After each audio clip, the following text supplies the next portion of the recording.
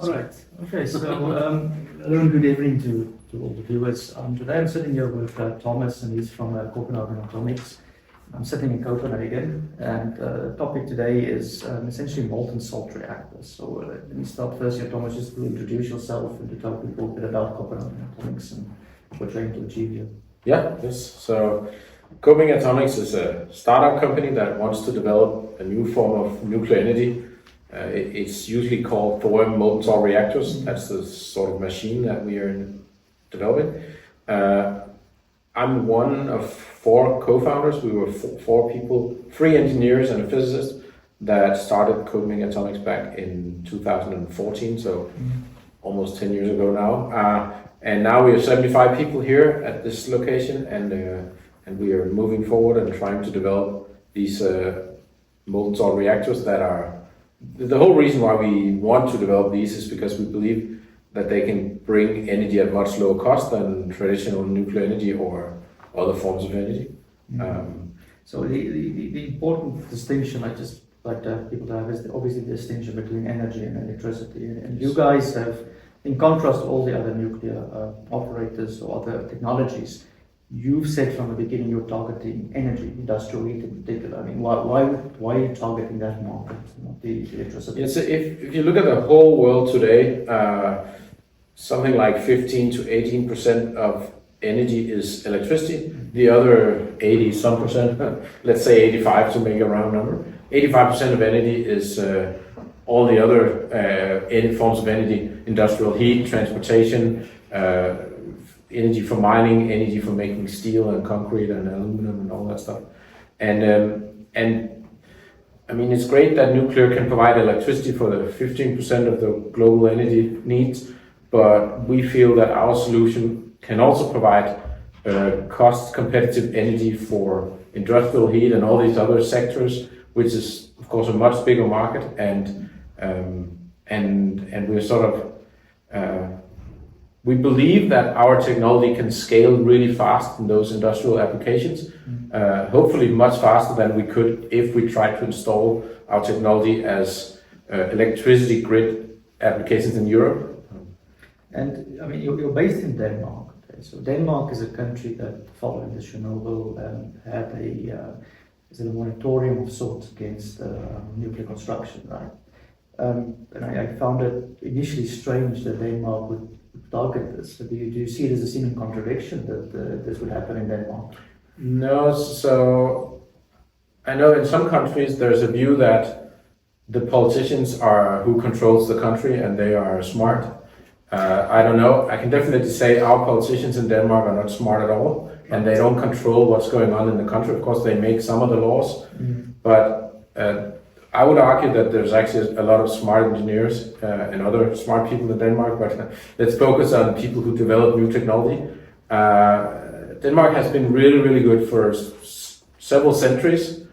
We have shown again and again that we're really good at developing new technologies, and now we were a group of people who found each other early on, like I said, back in 2012, 13, 14, and we decided that between us, we had some knowledge that could potentially help invent a new form of energy, this thorium molten salt reactors. And I mean, there's nothing in the law here that stops us from doing that. Of course, our government is not a prime customer, and it probably never will be. So we don't look at Denmark as a customer, or the government as a customer, or even the electricity grid in Denmark as a customer. So from even before we created the company, we knew that this is technology development, just like the transistor and microcomputers and airplanes and mobile phones, all these other things we have invented over the years. And it doesn't really matter whether it's invented, here or in the US or UK or South Africa. I mean, it just takes the right people with the right resources to invent and develop some new technology. And we felt that we had a good shot at that.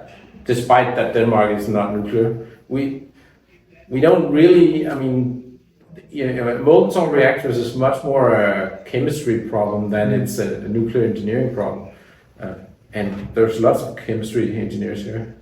Because I did the tour now, obviously, in the factory. It's quite Yeah. impressive what you guys have achieved over here. I mean, maybe can you tell us, like, so where are you with this project? Because I see a lot of production going on over here. I was actually astonished to think that it's a startup already producing. Like, so where are you in terms of supply chain, and what are you trying to, aim maybe the next 5 years or things like that? Yeah, so in about 2.5 years from now, we expect to start the first test reactor.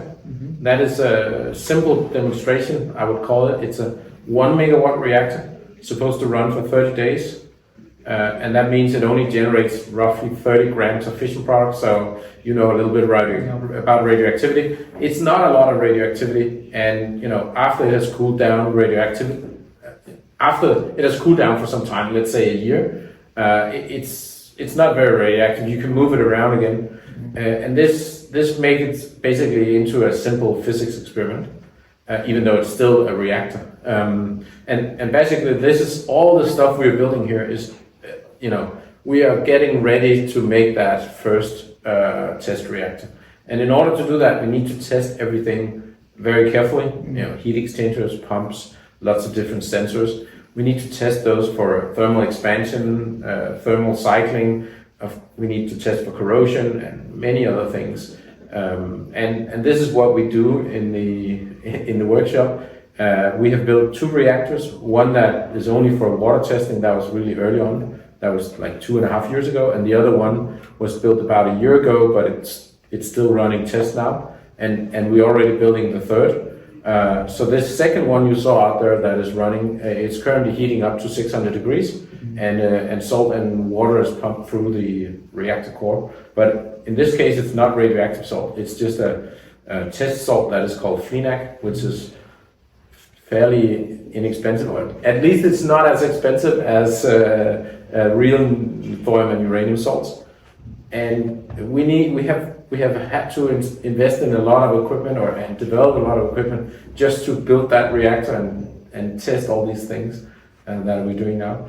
And then we make these test loops. You saw there's like 25 test loops out there. We use those as a sort of a simple test platform for testing, again, pumps and valves and sensors. And we also sell those loops to universities and national labs around the world, and so that they can also develop this molten salt reactor technology. And hopefully we can help each other. I mean, we learn something, we share the knowledge with them, and they figure something out with the new sensors or whatever, and they share the knowledge with us. So you've already, and this is what I found interesting about the business model, is that you actually did it with a purpose in mind that there's universality in the components, right? The components can be used somewhere else. And what you explained, if I correct me if I'm wrong, is now that you're actually getting learning curves through those customers as well. Yeah. And that's improving your final product.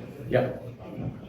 And the 3 reactors you've got, so just maybe explain that again. You start with water, and then you've got, what's it, salt? And then Yeah, so the first one is water only. Yes. The second one is only going to be FLINAC. It's still a fluoride salt, and it's still run at the same temperature, 600 to 700 degrees, but it does not require any radioactive handling or approval from the authorities. The third one is going to run with thorium and uranium salts. So natural uranium, so again, not very radioactive, but still, for that we need special approvals from the authorities to handle thorium and uranium salts. There is no proliferation risk because it's natural uranium and natural thorium. But still, I mean, of course, it requires a lot more monitoring and everything because it is radioactive, and we have to show waste streams and all those issues that are well known from the nuclear. And with the natural uranium, you're going to use heavy water? No. So natural uranium, of course, is the same chemistry as a 5% enriched uranium, right. And it's the same temperatures, the same salt density, the same thermal expansion, all these things we can check here. So the third reactor is not about making anything go critical. It's all about mechanical testing and chemical testing. And for that, we want to use the real salt so that we have the same chemistry and the same density and all that stuff.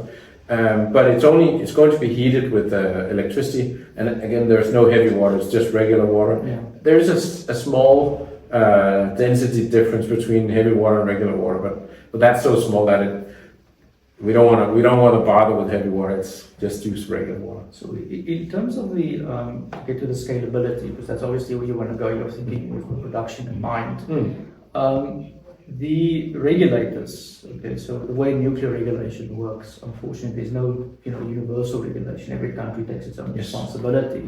But then some countries, like in the South African case in the past, we have said if it's approved by another regulator, we, with obviously some reservation, might accept that regulation. And a few countries have done it. Have you targeted certain regulators that you? Not yet.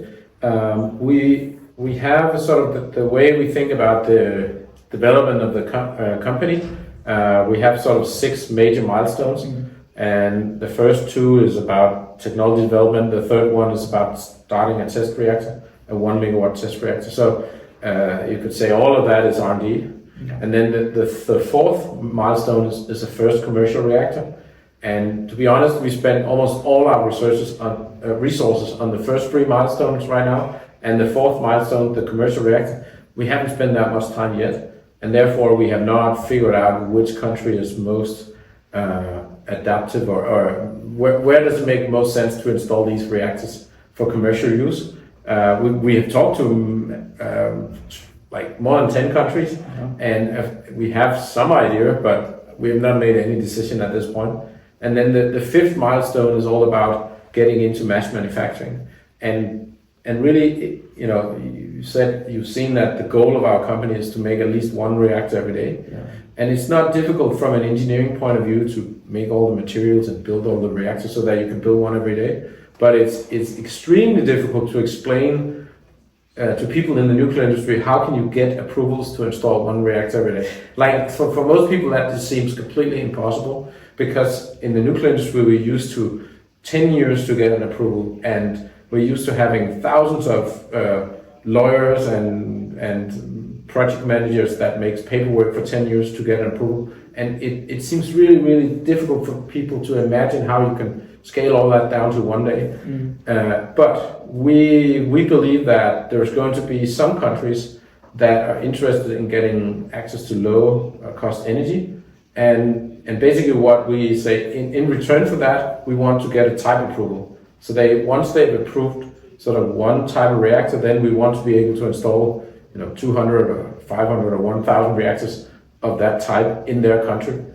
And this is something new. It hasn't been done before, but there has been countries where they have built, France for example, where they have built a number of reactors that were very similar, not entirely the same, but I think we are also not ready for commercial deployment yet. So I think in 5 or 10 years from now, the world will be ready, or at least some countries in the world will be ready for this type approval, and then you can install a number of reactors. The obstacle, the way that as somebody who's now worked in the light water space and with the regulatory framework, it's been in the nuclear industry it's unique. The operator takes responsibility for risks. Okay, so there's I would say far more pressure on the operator, with the exception of India, where the operator and the vendor both takes risk responsibility, and that will be the one. And in countries where the vendor takes more risk, the road to deployment is now seen by many people as easier. If it makes sense, okay? Because then we say, okay, the vendor has already done all these checks, so we're just going to approve standard, for example. But if it's an operator, the one, as it was traditionally done. So that's the challenges I would foresee the regulator has to get ready to as well, because we all have a light water reactor mindset. We need to sort of move into that thing as well. But you have to remember also that the light water reactors has a completely different safety profile. There's high pressure, there's very large amounts of enriched uranium. If something goes wrong, you have to think about what happens, meltdown or whatever. But molten reactors are completely different. I don't want to say that they are much more safer or that accidents cannot happen. I don't want to go there, but I think the regulator has to look at molten reactors in a different light than what they're used to, the way they're used to looking at light water reactors. In terms of, so the last question, in terms of capital expenditure and finalizing the project, I mean, is the obstacle money at this stage, or is there more other things that still need to occur? I would say this is a hen and egg problem. Yeah. Like, we have investors who would be willing to invest much more money if the risk was smaller. And when I say risk, it's not so much the technology risk, it's more this deployment risk, or the question we get all the time from investors is, how much money is it going to cost, and how long time is it going to take to get the approval for this first 1 megawatt reactor, but also the first commercial reactor. And they would really like to be able to go to some regulator, some country, and talk to the regulator and say, here's all the documentation, how long is it going to take, and what is it going to cost? But that's unfortunately not how the nuclear industry works. Mm-hmm. No, those regulators, at this moment, they are sort of educating themselves about what is a molten reactor, and they definitely don't want to say, even within some range, they don't want to say how much time it's going to take. So we pressed them really hard, and then one regulator said it's going to take 13 years. And what happened then is those investors, they just ran away. They said, no, we are not interested. Right. And I get it that on the regulator side, they just wanted to take extra safety measures and say some big long time, so that they were more sure that they could make it in time. And things has not been going very fast in the nuclear industry for many decades. So they thought, there's no problem in saying 13 years. In their view, that was totally acceptable. But on the investor side, they'd expected like 13 months or maybe 18 months. So they were like, out of here. Forget it. I'm investing in medicine or something else. Right. And this is sort of so that's why I'm saying that's the hen and the egg problem. I mean, there's lots of money, but the money is not ready to invest in classical nuclear industry timelines and budgets. So both have to change. The investor has to realize that the nuclear industry is not like investing in medicine or software development, and the nuclear industry also have to realize that if the world wants more nuclear energy, we cannot say 13 years to invest it. So they have to get closer to each other, and that's going to take a number of years, and that's why I said maybe 5 years. Okay, and the R&D challenges, is that an obstacle as well, or is it? Of course, I mean, we have lots of people working on R&D, and they run into all kinds of problems, and we have meetings every week about thinking, okay, now there's this problem, how do we solve that? But it's much more regular engineering. It's stuff where you have some issue, something is leaking, and then you can sit down and have a design, talk about the design, and change the design a little bit, and then hopefully in the next version. So what you're saying to me is these problems are classical problems I would find in the oil and gas industry or any other industry, for example. Exactly. It's not a question that something has to be invented or a technical question has to be scientifically discovered yet or things of that nature. So what I was talking about was most of the design work is this classical thing where there is an issue and you improve the next version. Most of these loops you saw out there, the test loops, they have been going through almost, I think, 10 iterations now. So upgraded and made sort of a new version. And right now we make batches of 10, and then we make 10 and we test them for a year, and then we figure out all the issues, and then we have a big design review meeting where we update, and then we make a new version, and then we make 10 of those and test that. And it's the same with a lot of the sensors and electronics. Some of the electronics boards have been through 18 revisions, but because that's the development cycle is much faster, so it's like 2 or 3 months for every iteration.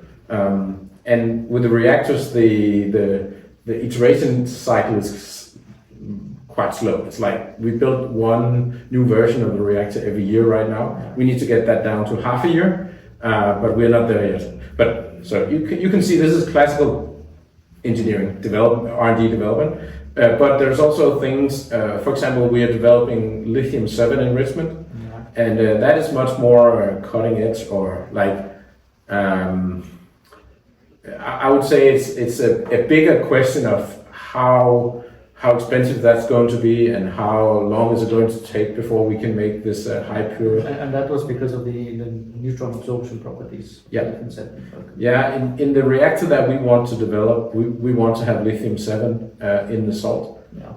For several reasons. We can get back to that tomorrow maybe, but. Yeah.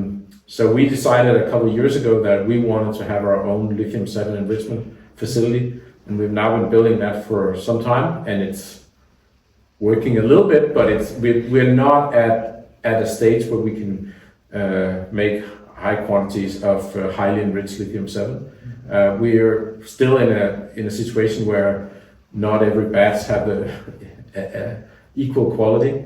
I mean, the quality changes a lot from batch to batch, and of course we need to get that under control. So that's more. That's one of the things where there's more risk or more R&D left, you can say. Okay, well that's very interesting. Well, I'd like to thank you for this conversation and for the work that you guys are doing. Really, I think it's really interesting to see that people are doing this advanced type of startup technologies. It doesn't happen in many countries, And but it happens. There's like 20 nuclear startup, many in Europe, different European countries, but also US and Canada and other places. That's right. Anyways, thank you very much. Yeah. And, I appreciate the conversation. Most welcome. Thank you.